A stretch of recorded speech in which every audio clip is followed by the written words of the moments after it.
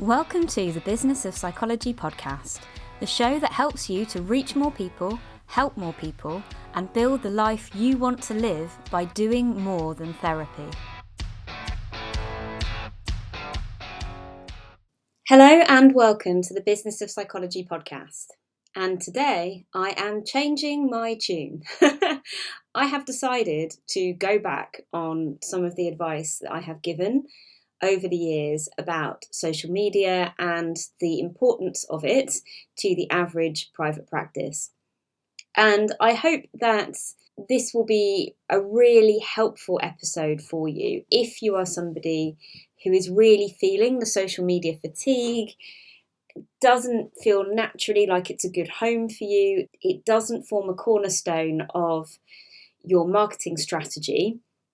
And maybe you've listened to my previous podcast episodes and come to the conclusion that this is not the way that you need to be winning clients. I hope this will be a useful episode for you because it still isn't. It still doesn't need to be something that takes up a lot of time in your week, and it shouldn't. If your ideal client personas are not people who are going to search for a therapist on social media, and therapy is the main thing that you're selling in your practice, then I absolutely stand by my previous advice that social media is not something that should take up lots of your time week in and week out. But I am going to caveat it slightly. And that's because I have been on some training recently about how social media is an important part of optimizing our websites and our digital presence so that we will continue to be found by people on search engines and also through AI recommendations. And these things are becoming really important, and it just wouldn't be right of me to not bring this to your attention if it's not something that you've been thinking about yet. So essentially, there have been big changes already, and there are more changes coming to the way that search engines like Google and Yahoo, and all of them really, recommend websites to people searching. And they are now using AI in the way that they search our websites to try and work out who we are, and also to generate AI advice for people who type in questions to their search bars. And you'll have seen this. If you're using your smartphone to look for help, you'll get a load of normal looking search results, but you'll also get an AI generated answer to your question at the top, which will cite various kind of expert sources to give you an answer to your question. And I'm sure you'll have noticed, like I have, that most people are not going beyond that AI answer because it is generally quite helpful. And now, certainly on mine through Google, it's telling me where it's getting its advice from. I find it much easier to trust than I used to. So I think that's the direction of travel.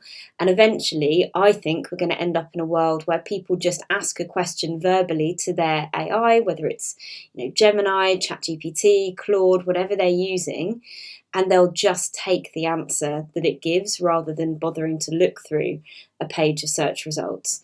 So we really need to understand how we make sure that we are the expert source that these AI models are using, because if we're not, then we're going to find that our traffic to our website from search starts to decline if it hasn't already.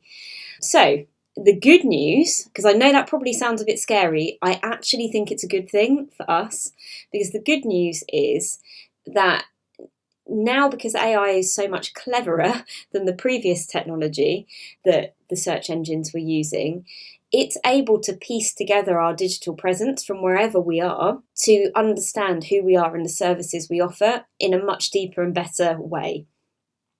We just need to do a few things to make that really easy for the AI to do. And social media is an important piece of that puzzle, because social media can give you a digital footprint which gives AI a really clear indication of who you are, who you help, and what you stand for, so that it understands better, in combination with your website, who to recommend you to when they're searching for help. So I'll talk you through a little bit about how that works and just a few really simple things you can do to start helping the AI bots to understand who you are a little bit better so that you're kind of future-proofing your search engine optimization. So the first thing we need to understand is that search engines already look for EEAT when they're deciding who to serve up as a recommendation to somebody who's searching. That acronym, and I'm terrible with acronyms, but that acronym stands for experience, expertise, authoritativeness, and trustworthiness. These are the 4 things that an AI is assessing on your digital footprint before it decides whether to serve you up or to serve someone else up as an answer to a question that somebody's asking. So AI search tools like Perplexity, ChatGPT, Gemini, Claude, those tools are crawling the web to find answers to questions. And if your social media or your website has a clear niche specific keyword like birth trauma psychologist in Plymouth, and you've got high levels of experience, expertise, authoritativeness, and trustworthiness, then the AI is more likely to recommend you than somebody generic when a user asks for a therapist for birth trauma in Plymouth, for example. So there are 5 things that we can do to improve our digital discoverability to AI and demonstrate that we have that EEAT that it's looking for. So the first thing is to have one bio that you use everywhere that contains a primary keyword that you want to be discoverable for. So if you think of your bio as a bit like a sticky label that you might put on the front of an old-fashioned filing cabinet, it needs to really clearly tell AI what it is that you have inside your cabinet. And it's really important to get that keyword right. So that keyword might be birth trauma psychologist in Plymouth. It doesn't need to be a single word, it can be a phrase. It could be neurodiversity specialist. It could be CBT therapist specialising in OCD. But it just needs to be really clear and contain the keywords that you would like people searching for to get your name associated with. The second thing you need to do is make sure that that bio that you've created is everywhere that you're mentioned. So you'll have to create a few versions of it, but they should be as similar to each other as possible. So you can have a long version of it for the about page on your website, use that same copy exactly for LinkedIn, Psychology Today, and then you'll need to create a much shorter version of it for social media, but it should have the same keywords in it and be as similar as humanly possible.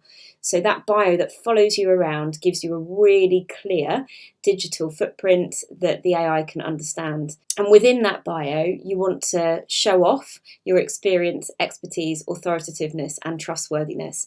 And if you're following my framework for crafting a good Psychology Today profile, and I'll link to the freebie that I have that's going to support you to do that in the show notes of this episode. We've also got a podcast episode on the business of psychology all about it. If you're following that framework, you will be demonstrating the experience, expertise, authoritativeness, and trustworthiness that AI is looking for. So make sure that your bio covers those areas and use my framework because I think that will help you to do that. The next thing that you need to make sure that you've got to be discoverable in this new world is captions that are easy to understand on your social media posts for those bots that are crawling, looking to try and make sense of who you are. So captions, we need to think of those a bit similar to how we used to think about blogs.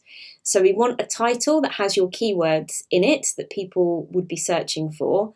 Then we want to use bullet points, clear headings, everything we can to make it easy for an AI tool to understand this is who this caption is for, so naming the client group, and this is the question that it is answering. So just rewording your captions to make that super, super clear and using headings within the captions is now super, super helpful. The fourth thing that we need to be thinking about that we might not have considered before is making sure that we are properly filling out the alternative text or alt text on our images and using those as spaces to describe what's in the image using our keywords where applicable and possible. That really helps visually impaired users to have a good experience of interacting with our social media and our websites, but it also helps search engines to see our content better. So really, really helpful to do that. There are business mentors out there that would advise you to sort of shoehorn in your personal keywords to every image. I think we have to balance it with the fact that visually impaired people are using these to try and understand what's on your web page. So do be mindful of that and make sure that you're only using the appropriate keywords without disrupting the experience for somebody using a screen reader. But in most cases, it is possible to do that without making it really a difficult experience for somebody using screen readers. The final thing that you need to be doing, if you're not doing it already, is using video transcription, having captions on any video that you create, because tools like TikTok and Reels on Instagram, they now pass the spoken words in your videos. So when you say your keywords out loud, that actually helps you to get seen by these AI bots crawling to try and index you for search engines.